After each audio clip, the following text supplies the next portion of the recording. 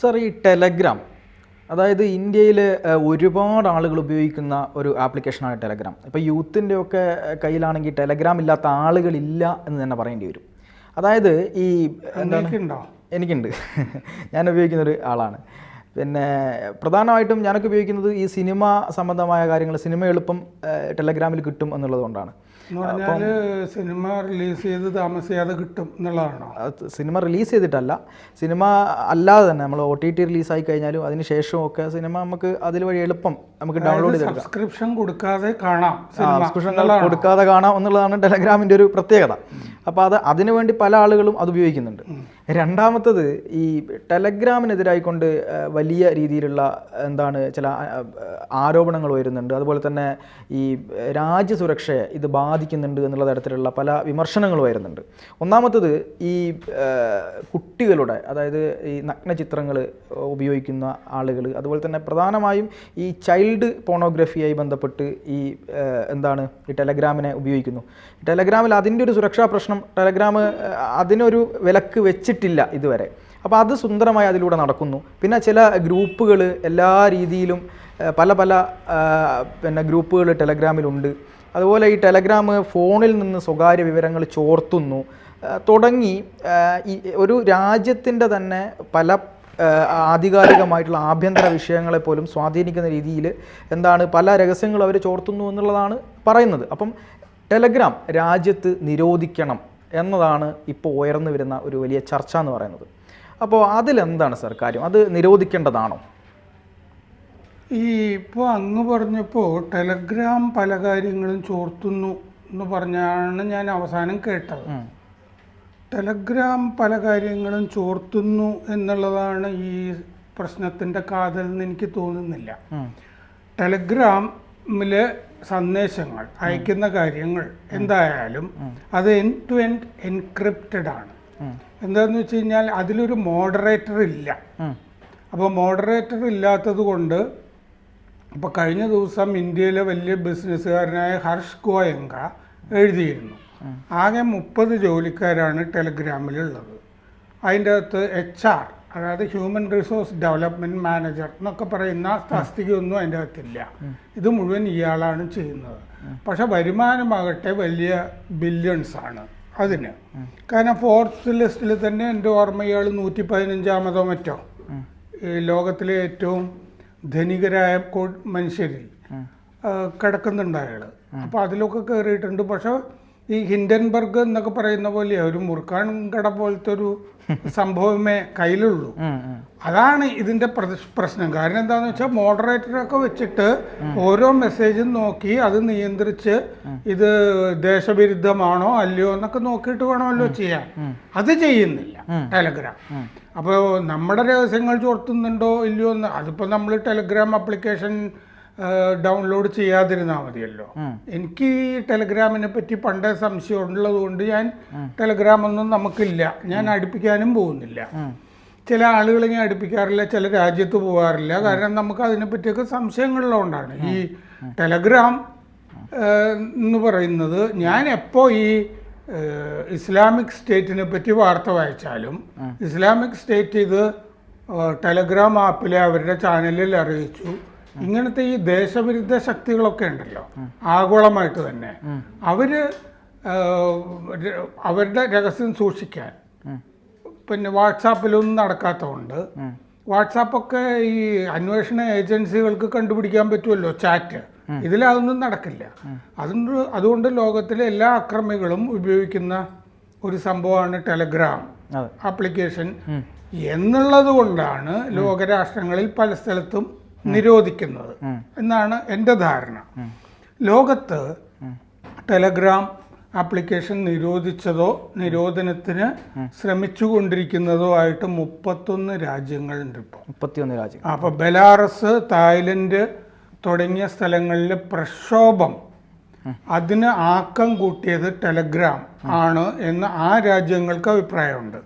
Belarus, തായ്ലൻഡിൽ ഈ ഭരണകൂട അട്ടിമറിക്ക് കാരണം തന്നെ ടെലഗ്രാം ആണെന്ന് അവിടുത്തെ ഭരണകൂടത്തിന് സംശയമുണ്ട്. കാരണം 2020 അവിടുത്തെ പ്രധാനമന്ത്രി പ്രയുത് ചാൻ ചേക്ക്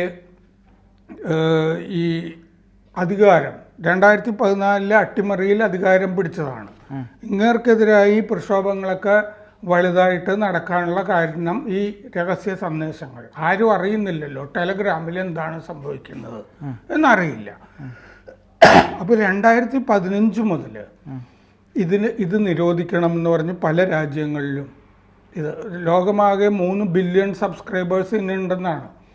ഇന്ത്യയിലെ കണക്ക് 50 ലക്ഷം പേര് സബ്സ്ക്രൈബേഴ്സ് ആണെന്ന് ഞാൻ വായിച്ചു.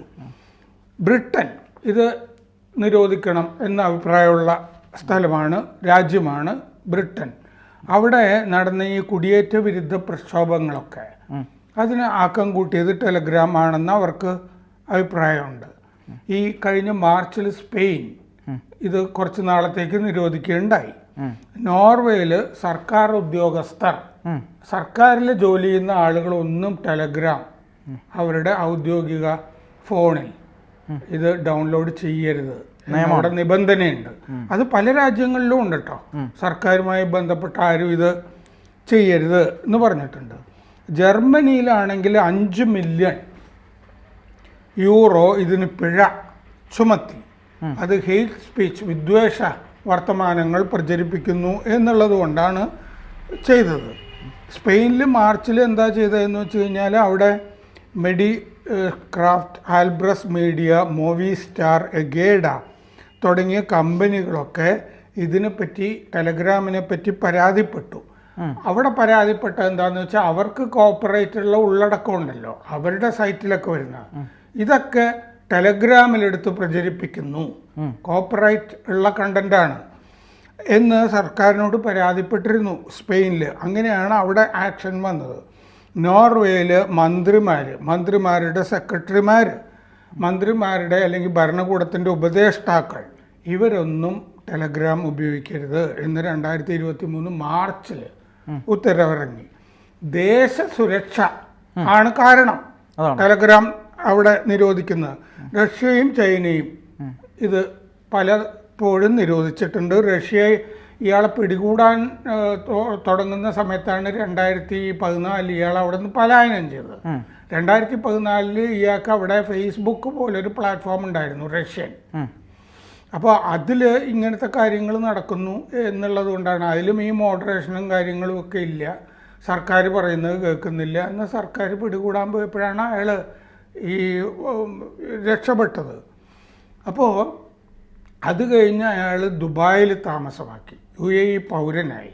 2021 ഫ്രഞ്ച് പൗരനായി. വേറെ ചില സ്ഥലങ്ങളിലുമൊക്കെ പൗരത്വം ഉണ്ടെന്ന് പറയുന്നു. ഇത് രണ്ടും ഉണ്ട് എന്നറിയാം. ദുബായിലാണ് താമസിക്കുന്നതെന്നും അറിയാം. റഷ്യയിൽ 2 കൊല്ലം 2018-20 ഇത് നിരോധിച്ചിരുന്നു. ബെലാറസിൽ ഇത് എക്സ്ട്രീമിസ്റ്റുകൾ, തീവ്രവാദികൾ ഉപയോഗിക്കുന്നു എന്നുള്ളതുകൊണ്ടാണ് 2020-21 സർക്കാർ വിരുദ്ധ പ്രക്ഷോഭത്തെ ടെലഗ്രാം സഹായിച്ചു അവിടെ. ചൈന 2015 മുതൽ ബാനുണ്ട് ടെലഗ്രാമിൽ. ഇറാനിൽ 2018 മുതൽ നിരോധനമുണ്ട്.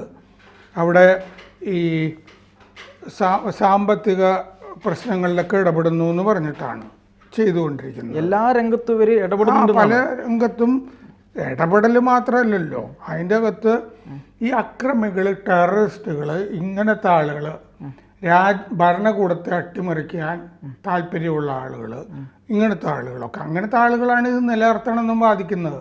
എലോൺ മസ്ക് ഇപ്പോൾ അയാളെ അറസ്റ്റ് ചെയ്തത് ശരിയായില്ല എന്ന് പറഞ്ഞിട്ടുണ്ട്. അപ്പോൾ ഇന്ത്യയിൽ ഇപ്പോൾ എന്താണെന്ന് വെച്ച് കഴിഞ്ഞാൽ ഇയാളുടെ അറസ്റ്റിന് ശേഷം, അറസ്റ്റിന് മുമ്പ് ആരോപണങ്ങളൊക്കെ ഉണ്ട്. ഇപ്പോൾ ഇവിടെ ഈ പരീക്ഷാ പേപ്പറുകളുടെ സംഭവങ്ങളൊക്കെ ഉണ്ടായില്ലേ, ബീഹാർ, ജാർഖണ്ഡ് തുടങ്ങിയ സ്ഥലങ്ങളിലൊക്കെ. അപ്പോൾ അതുമായി ബന്ധപ്പെട്ട് ഒരുപാട് കള്ളം പ്രചരിപ്പിച്ച ആപ്പാണ് ടെലഗ്രാം എന്ന് കണ്ടിട്ടുണ്ട്. ചൈൽഡ് പോൺ, അത് ഇന്ത്യ ശ്രദ്ധിച്ചിട്ടുണ്ട്. പിന്നെ സ്റ്റോക്ക്, ഓഹരി വിലകളുടെ മാനിപ്പുലേഷൻ ടെലഗ്രാമിൽ നടക്കുന്നുണ്ട് എന്ന് ഇന്ത്യ കണ്ടുപിടിച്ചിട്ടുണ്ട്. ഇപ്പോൾ ഈ ടെലഗ്രാമിൽ ഒരു അഡ്മിൻ തന്നെ പല അഡ്മിനുകളിൽ ഒരാൾ സ്റ്റോക്ക് പ്രൈസ് മാനിപ്പുലേഷൻ ഈ മാസം നടത്തിയതായിട്ട് വിവരം പുറത്തു വന്നിട്ടുണ്ട്. അപ്പോൾ അങ്ങനത്തെ രംഗത്തുമൊക്കെ ഇത് പ്രവർത്തിക്കുന്നു.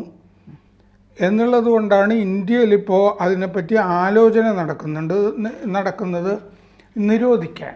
സാർ, അത് ഇത്രയും ഭീകരമായിട്ടുള്ള കാര്യങ്ങൾ ഇവർ ചെയ്തുകൊണ്ടിരിക്കുന്നു. അപ്പോൾ ഇത് ഇന്ത്യയുടെ ഗവൺമെൻറ്റിൻ്റെ IT മന്ത്രാലയത്തിൻ്റെ ഒക്കെ ശ്രദ്ധയിൽ എന്തായാലും പെട്ടിട്ടുണ്ടാവും. അപ്പോൾ എന്തായാലും ആഭ്യന്തര മന്ത്രാലയത്തിൻ്റെ IT മന്ത്രാലയത്തിൻ്റെ ഒക്കെ ഭാഗമായിട്ട് ഒരു നിരോധനം എന്നുള്ള അവസ്ഥയിലേക്ക് തന്നെ പോകാൻ സാധ്യതയില്ലേ? അതെ, അത് നിരോധിക്കുന്നതിനെ പറ്റിയാണ് ഇപ്പോൾ ആലോചിച്ചുകൊണ്ടിരിക്കുന്നത്. പല സ്ഥലത്തും ഇപ്പോൾ അറസ്റ്റിൻ്റെ കാരണങ്ങളൊക്കെ നോക്കിയിരുന്നു. ഇപ്പോൾ എന്ത് സംഭവം ഉണ്ടായാലും അത് ടെലഗ്രാമിലും മറ്റേവർ പ്രചരിപ്പിച്ചിരുന്നു. ടെലഗ്രാമിലും മറ്റേതിൻ്റെ സ്ക്രീൻഷോട്ട്, ഇത് കള്ളമായിരിക്കും വാർത്തകൾ, ചില കാര്യങ്ങളൊക്കെ. ഈ തെറ്റായ കാര്യം, മിസ്ഇൻഫർമേഷൻ എന്ന് പറയുന്നത് അതിൻ്റെ സ്ക്രീൻഷോട്ടൊന്നും ഇടാൻ പാടില്ലല്ലോ ഫേസ്ബുക്കിലും ഒക്കെ. ഒരു കള്ളം ഞാൻ എൻ്റെ ഫേസ്ബുക്ക് പേജിലും ഒന്നും ഷെയർ ചെയ്യാൻ പാടില്ലല്ലോ. പക്ഷേ ഇതിൻ്റെ അകത്ത് ഈ നമ്മുടെ ഈ ബീഹാറിലും ജാർഖണ്ഡിലും നടന്ന UPSC പരീക്ഷയുടെ നീറ്റ് അങ്ങനത്തെ ആ പരീക്ഷാ പേപ്പറുകൾ സംബന്ധിച്ചിട്ടുള്ള ഈ സംഗതി മുഴുവൻ ടെലഗ്രാമിലാണ് ഷെയർ ചെയ്തുകൊണ്ടിരുന്നത്, ഈ ക്വസ്റ്റ്യൻ പേപ്പർ തുടങ്ങിയ കാര്യങ്ങളൊക്കെ. അപ്പൊ എന്താന്ന് വെച്ചാൽ സ്കാംസ്റ്റേഴ്സ് ആണല്ലോ, ഒരു തട്ടിപ്പുകാരാണ്.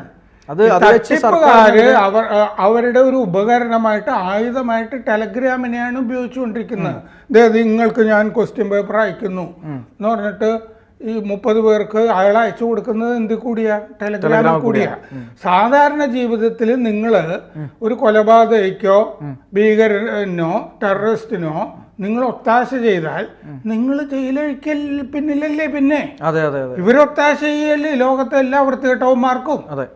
വ്യഭിചാരികള്, കൂട്ടിക്കൊടുപ്പുകാര്, ഭീകരപ്രവർത്തകര്, തീവ്രവാദികള്, ഫണ്ടമെന്റലിസ്റ്റുകള്, ഭരണകൂട അട്ടിമറിക്കാര്, കള്ളന്മാര്, കൊള്ളക്കാര്, പണത്തട്ടിപ്പ് നടത്തുന്നവര്. ഇത് ഇന്ത്യയിലാണെങ്കിൽ ഈ മാസം ഓഹരി വിലയിലെ മാനിപ്പുലേഷൻ, ഇങ്ങനെ ലോകമാകെയുള്ളൊരു തട്ടിപ്പ് പ്രസ്ഥാനങ്ങളുടെ ഒരു കവചമായിട്ട് ടെലഗ്രാം മാറിയിരിക്കുന്നു.